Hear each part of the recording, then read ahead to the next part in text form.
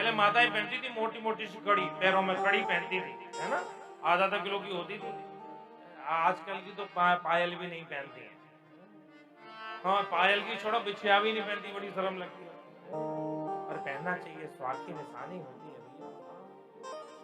Oil भी लूंगी मैया, पायल भी लूंगी, आयल भी लूंगी मैया, पायल भी लूंगी। और बिछुआ की दे दो बनाई, ओ मैना मैया दे दो बधाई। बिछुआ की दे दो बनाई, ओ मैना मैया दे दो बनाई।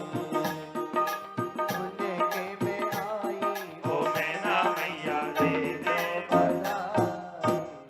लाली जन्म सुने आई, ओ मैना मैया दे दो बधाई। बहुत आनंद, बड़े प्रेम में, आनंद में, पूरा हिमालय आनंद में है। 6 महीने कब बीत गए कोई खबर नहीं लगी। एक दिन नारद जी महाराज का आगमन हुआ और नारद जी ने हिमालय से कहा, देव आपके घर में बिटिया का जन्म हुआ है, बिटिया का नाम क्या रखाया है? हमेशा अपने बच्चों के नाम सार्थक रखने चाहिए, निरर्थक नहीं रखना चाहिए, जिसका कोई अर्थ हो। अरे हम अपने बच्चों के नाम राधा, रुक्मणी, कृष्ण, बलराम, राम, गोविंद, मुकुंद, ललिता, विशाखा ये रखेंगे तो इनके जब जब नाम लेंगे तब तब हमारी पूजा हो।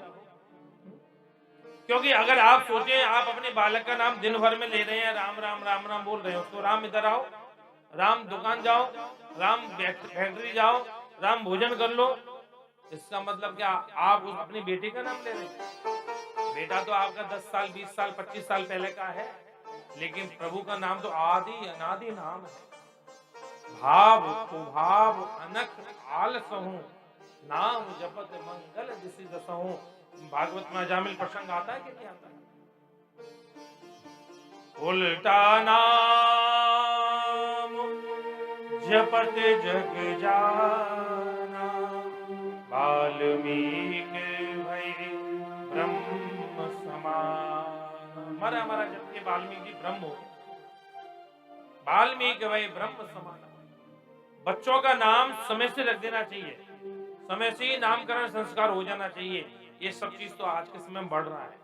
बच्चों का जन्म होता है तो माता पिता समय से ब्राह्मण बुला करके पंडित जी से बोल देते हैं, पंडित जी अक्षर आप बता दो, नाम हम चॉइस करेंगे। प्राय ये देखकर बड़ी खुशी होती है कि वर्तमान स्थिति में घरों पर जहां भी घर बनते हैं वास्तु के हिसाब से बनने समय मंदिर बनते हैं। घर में छोटा बेटा हो, बड़ा बेटा हो, बेटी हो, बहू हो, वो कोई ना किसी भगवान के मंदिर से, भगवान से अटैचमेंट है, कुछ तो है। जन्म होता है तो माता सोचती है हम अपने बच्चों का नाम बड़े सुंदर अर्थ में रखेंगे, सर्च करते हैं गूगल, अच्छी बात है। बच्चों का नाम सार्थक रखना चाहिए। क्या नाम रखें इनका? तो बड़ा सुंदर नाम रखने का, सुंदर सहज सुशील सयानी। सुंदर सहज मां पार्वती का नाम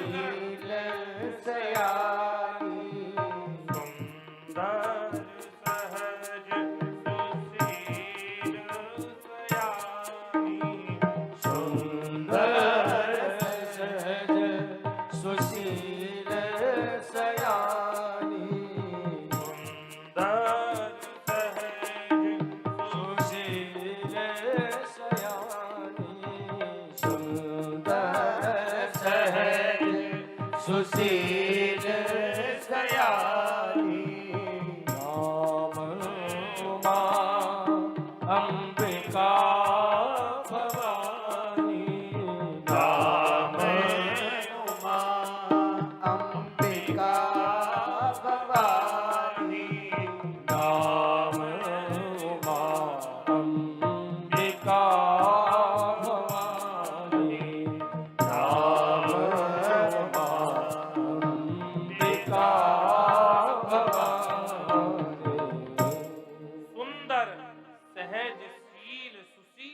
सयानी।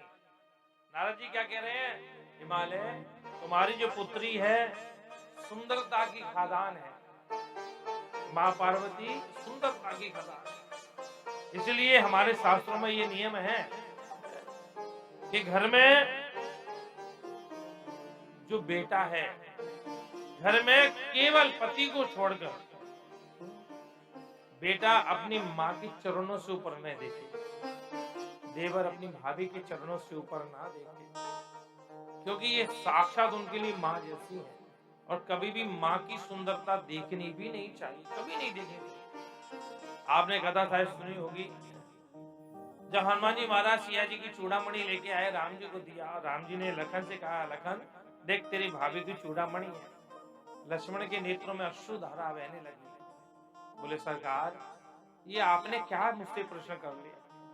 आप अगर मुझे माँ के चरणों की नूपुर बताते, माँ के चरणों की पायल बताते, माँ की बिछिया बताते तो मैं पहचान लेता, मैं गारंटी से कह देता ये मेरी माँ की पायल है, मेरी माँ की बिछिया है। लेकिन मैंने कभी चरणों से ऊपर देखा नहीं, मुझे क्या पता है किसकी। ये हमारा सनातन धर्म है, ये हमारे लखन लाल है। सिया जी के चरणों से ऊपर कभी नहीं देखा, कभी जीवन में नहीं देखा।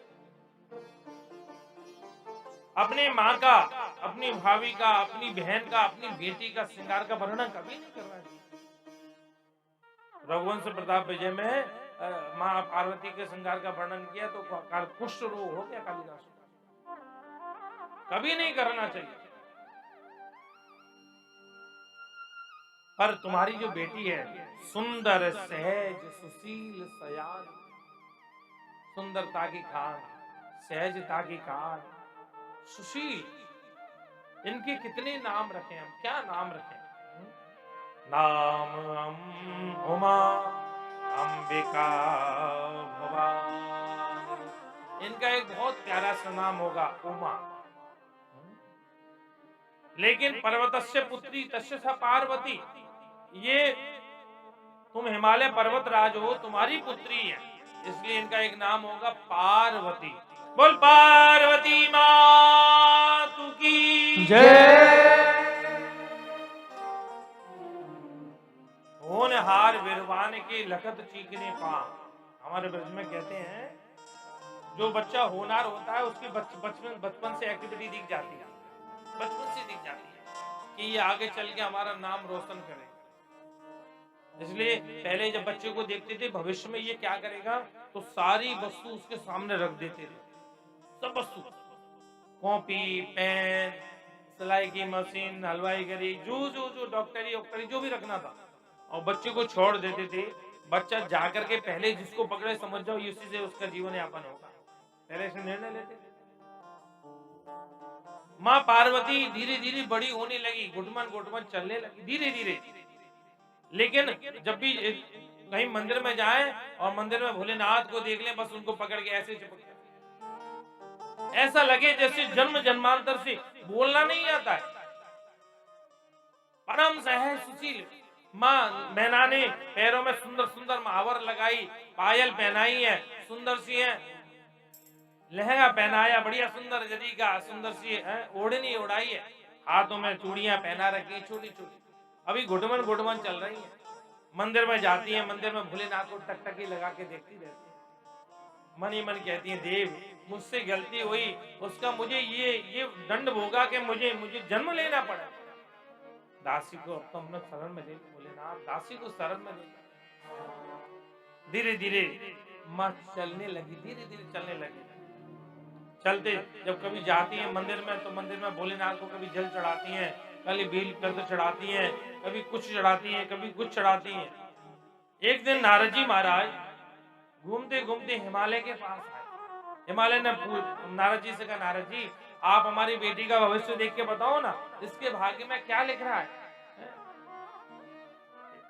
माता पिताओं को अपनी पुत्री की भाग्य की बहुत रहती है। हिमालय के जब बेटी का जन्म हुआ तभी से ये मेरी बेटी अच्छे से अच्छे घर में जाए, मेरी बेटी को संसार के सब सुख, मेरी बेटी बड़े आनंद में रहे। तो नारद जी कहने लगे जन्म पत्री जो होती है वो व्यक्ति का आईना होती है भैया, पर जाए किसी पढ़े लिखे विद्वान के हाथ में आज ऐसा ऐसा ऐसे किसी का हाथ में ना जाए, ये कोई मतलब ही नहीं है। कई लोग बोलते हैं हमको जन्मपत्री देखना तो आता है, और नॉर्मली बात है।